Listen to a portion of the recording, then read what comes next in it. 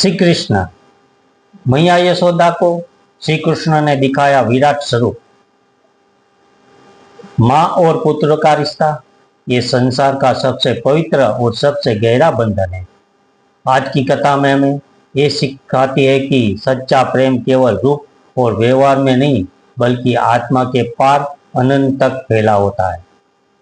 ये वही दिन था जब नन्हे कान्हा ने अपनी मैया यशोदा को ऐसा दर्शन दिखाया जिसे देखकर उनके आंसू और श्रद्धा दोनों थम न सके। गोकुल की गलियों में बाल कृष्ण अपने सखाओं के संग खेलते खेलते आंगन में लौटते थे। माथे पर हल्की मीठी, होठों पर शरारत की मुस्कान और आंखों में गहरी मासूमियत। लेकिन उस दिन की लीला अलग थी। मैया यशोदा ने देखा कान्हा के मुंह में मिट्टी लगी थी।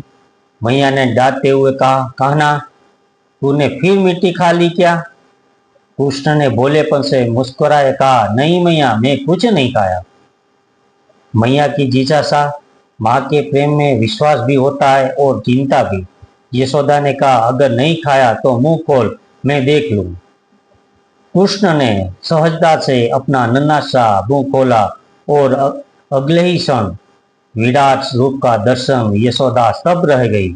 उसे नन्हे से मुख में उन्होंने देखा असंख्य लोग, अनगिनत आकाश गंगाएं, पर्वत, नदियां, सागर, सूर्य, चंद्र, तारे, काल का प्रवाह और स्वयं ब्रह्मांड के सभी दृश्य।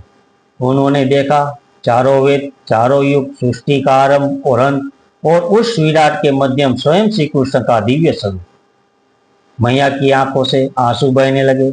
उनका हृदय कह रहा था, ये मेरा बेटा नहीं, ये तो स्वयं ईश्वर है और फिर भी मेरी गोद में खेलते हैं।